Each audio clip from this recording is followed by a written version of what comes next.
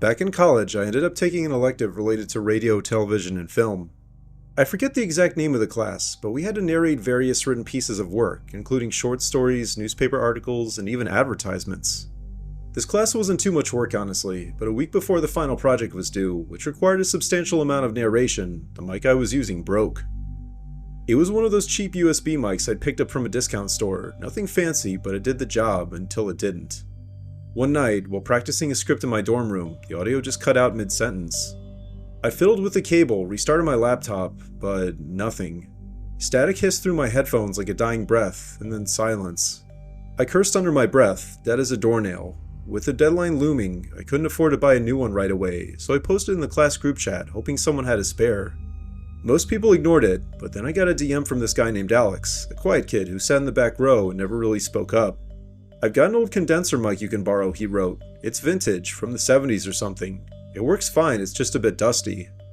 Alex lived off campus in one of those rundown apartment buildings near the edge of town, the kind with flickering hallway lights and peeling wallpaper.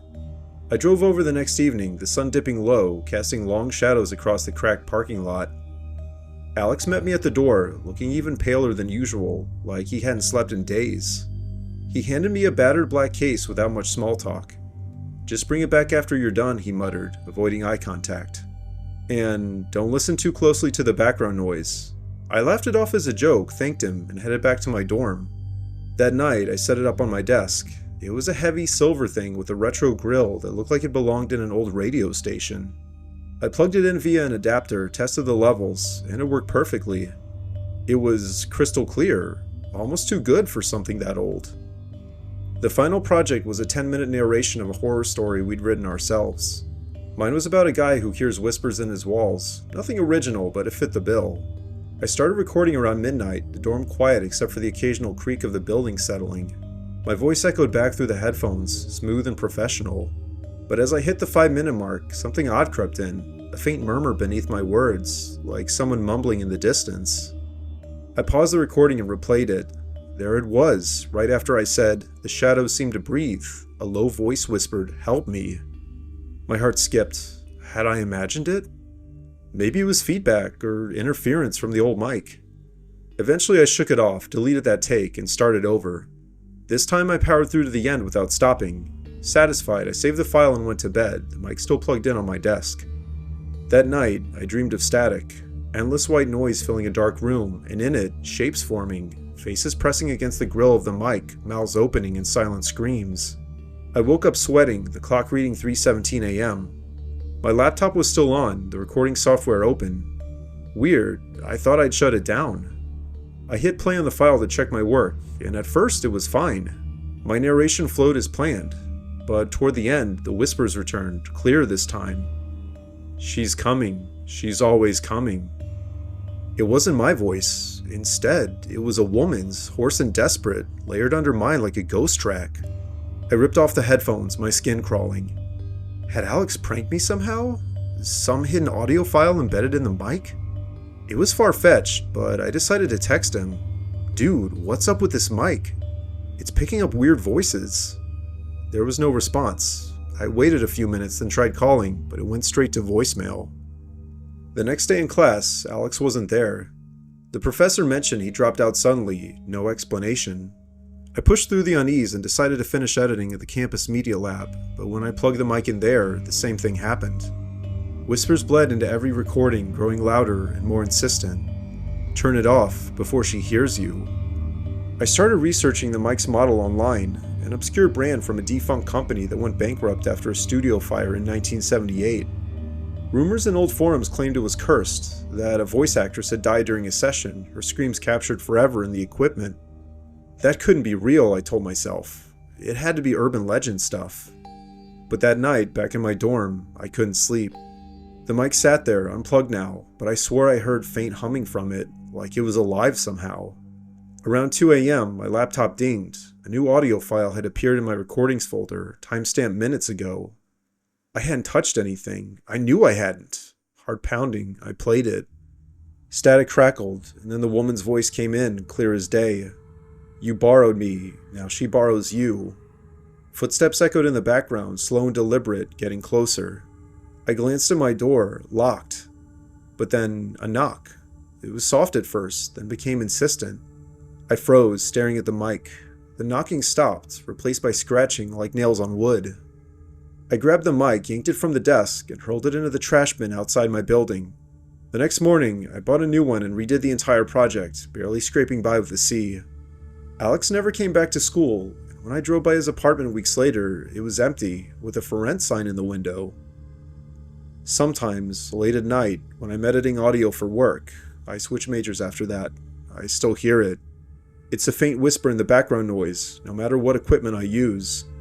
It always says, "She's there." And I wonder if throwing it away was enough, or if some things, and some voices, just won't stay broken. I studied audio engineering in college, and for the most part it was uneventful.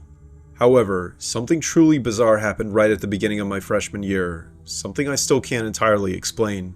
My roommate, who was in my same major, was Mike. The first day I met him, I could tell he was pretty awkward, but honestly I was no social butterfly myself. Mike made this joke about how he had broken microphones in the past, and that his nickname was Broken Mike, and I forced a laugh when he said it. But as the days passed, he kept joking that he was truly broken, and I didn't know how to respond. I honestly couldn't tell if he was still joking or not.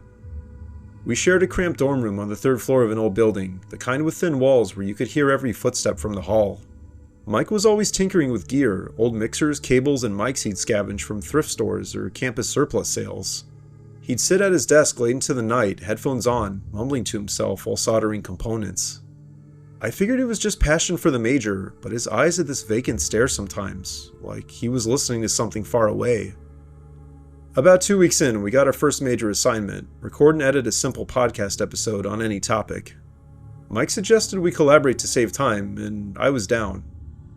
He pulled out this battered dynamic mic from his backpack, the casing cracked like it had been dropped one too many times. "This one's my favorite," he said with that awkward grin, "but it's broken. Think you can help fix it?" The grill was dented, and when we tested it, all we got was a low hum interspersed with pops and crackles, no clear audio.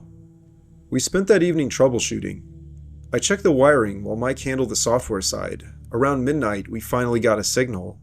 I spoke into it, testing 1, 2. My voice came back clean through the monitors. Mike leaned in next, his face inches from the mic. "Hey, this is Broken Mike, coming at you live." We both chuckled, but as we replayed the clip, something was off. Under Mike's words, there was a faint echo, not feedback, but another voice, distorted and mechanical. It sounded like it was repeating, "I'm broken, fix me, fix me." Mike shrugged it off as interference from the dorm's Wi-Fi, but that night I couldn't sleep.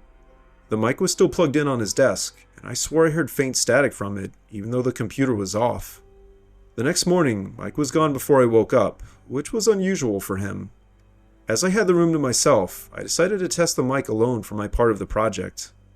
I hit record and started narrating a script about sound design history. Halfway through, the audio glitched. On playback, my voice was fine at first, but then it layered with whispers, Mike's voice, but not quite. "She's broken too, just like the others." I paused, heart racing. Who was she? Mike didn't have a girlfriend, at least as far as I knew. I deleted the take and tried again, but the whispers persisted, growing clearer. I broke them all, the mics, the girls, fix me. I was starting to get freaked out, so I unplugged everything and shoved the mic in my drawer. When Mike got back that evening, he seemed normal, asking about the project like nothing happened. But his jokes about being broken hit different now. Over dinner in the cafeteria, he mentioned an ex from high school who'd stopped working, whatever that meant. I laughed it off, but my mind raced. That night, curiosity got the better of me. While Mike was in the shower, I snooped through his stuff. Guilty, yeah, but I needed answers. Under his bed, I found a shoebox full of broken mics, each labeled with a girl's name, Sarah, Emily, and Lisa. There were dates scribbled next to them, all from the past few years. My stomach dropped. I grabbed one, an old lavalier with frayed wires, and plugged it into my laptop. The audio file that auto-loaded was a recording. There were muffled screams, then Mike's voice, calm and detached. "You're broken now, just like me." Then a thud, followed by silence. I yanked the headphones off, bile rising in my throat. Was this some sick art project? Or worse? I knew I had to confront Mike, so I did just that when he came out of the shower. I held up the box and said, "What the hell is this, Mike?" His face twisted, but not in anger. It was something empty, like a mask slipping. "I told you I'm broken," he whispered. "It started in high school. The mics pick it up, the fracture inside. They hear it, and then they break too." He lunged for the box, but I backed away. In the struggle, we knocked over his desk lamp, plunging the room into darkness except for the glow of my screen. That's when the plugged-in mic, the one we'd fixed, hummed to life on its own. From the speakers, a chorus of voices erupted, the girls' names, pleading, overlapping with Mike's distorted laugh. He froze, staring at the mic like it was alive. "They won't stop," he muttered. "Once you fix one, they all wake up." I still had no idea what was going on, but I knew I didn't want to stay there for one more second. I bolted from the room, pounding on the RA's door down the hall. Campus security came, but by the time they got there, Mike was gone. The window was open, 3 stories down, but no sign of him. They found the box, investigated the names, and looked into other things. It turned out those girls were real. They were missing persons cases from Mike's hometown. The mics? Forensics pulled audio from them, confessions, timestamps matching the disappearances. Mike had apparently been using them to record his crimes, then hiding the evidence in plain sight as supposedly broken junk. I transferred schools after that, but I still check online sometimes. There's been no trace of Mike, except once, years later. I got an anonymous package which contained a cracked mic, labeled with my name. I smashed it without plugging it in, but late at night, when silence hits, I wonder if I'm hearing static or whispers. And I wonder if fixing things only makes them break worse. In 8th grade social studies class, we were doing this unit on radio and technology or something, and for part of the project we had to narrate a script. Our teacher, Mrs. Peters, paired us up randomly, and I got placed with another girl named Lauren. I was pretty sure Lauren was new to our school, like she had just transferred in over the summer, and she was very quiet in class. I knew nothing about her, but that didn't really bother me. We met after school in the library to plan our narration, a short piece on the history of broadcasting. Lauren brought her own mic, this old handheld thing with a chipped plastic body and a frayed cord that looked like it had been chewed by a dog. "It's broken," she said softly, plugging it into her laptop anyway. "But it still works, in a way." Her voice was barely above a whisper. She stared at the mic like it was a pet or something precious. I suggested using the school's equipment, but she insisted. "No, this one. You'll see." We began practicing our lines, taking turns. I went first, reading about early radio pioneers. The audio came out tinny, but clear enough for a middle school project, I guess. Then Lauren leaned in, her script shaking slightly in her hands. As she spoke, I couldn't help but notice the mic cracked oddly, like static from a storm. On playback, her voice sounded distorted, layered with a faint echo that made my skin prickle. But I shrugged it off, as this was supposedly an old mic. The next day in class, we had to demo our setup for Mrs. Peters. A kid named Tyler, this loudmouth who always picked on the quiet ones, decided to mess around while we were presenting. He grabbed the mic from Lauren's hands and yelled into it, mocking her quiet tone. "Hey everyone, I'm Lauren, and I whisper because I'm too scared to talk." The class laughed awkwardly, but Lauren just stared at him, her eyes narrowing. She took the mic back without a word. That afternoon, Tyler wasn't himself. During gym, he tripped over nothing and twisted his ankle bad. It snapped like a dry branch. The coach said it was a freak accident, but Tyler swore his leg just gave out, like something inside him broke. He missed school for a week, hobbling on crutches when he returned, quieter than before. Lauren and I kept working on the project at her house that weekend. Her parents were out, and the place was eerily silent. There wasn't even a TV or music, it was just the hum of the fridge. We recorded the full script in her bedroom, which was sparse, almost empty except for a shelf of old electronics, including more busted mics. Midway through my part, the mic popped again, and Lauren smiled faintly. "It likes you," she murmured. On playback, there was that echo again, but this time it whispered names. Mine, Tyler's, others from class. I asked her about it, and she hesitated before saying, "The mic, it breaks things. People, mostly. You speak into it, direct your words at someone, and it finds the cracks in them. It makes them snap." I laughed, thinking this was some kind of joke, but her face was dead serious. Lauren told me she'd found it in her grandma's attic after moving. Her grandma had been a radio operator during the war, recording messages that broke enemy morale, or so the story went. Lauren said she tested it on a bully at her old school. He laughed at me too, then his voice just broke. He couldn't speak for months. I didn't know what to say. I didn't believe her, not really, but that night I dreamed of voices cracking like glass, shards embedded in skin. On Monday, there was another incident. Mrs. Peters critiqued our rough cut harshly in front of everyone, saying Lauren's delivery was too fragile. Lauren gripped the mic tight, muttering under her breath into it while the teacher turned away.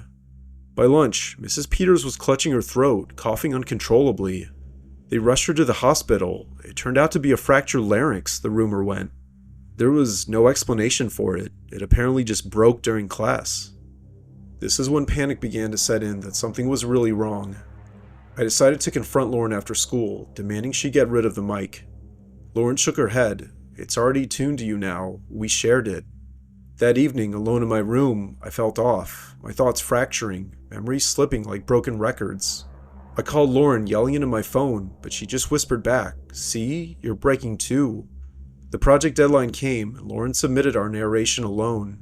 I stayed home sick, my mind a jumble, voices echoing inside my head, whispers telling me to snap. Then Lauren vanished after that, transferred out again apparently. But the mic? She left it in my locker wrapped in a note, "Fix it if you can, or use it." I didn't do either of those things. Instead I buried it in the backyard, deep under the dirt. Years later, I'm okay, mostly. But sometimes, when stress builds, I feel those cracks widening. And I wonder if digging it up will let me break someone else before I shatter completely.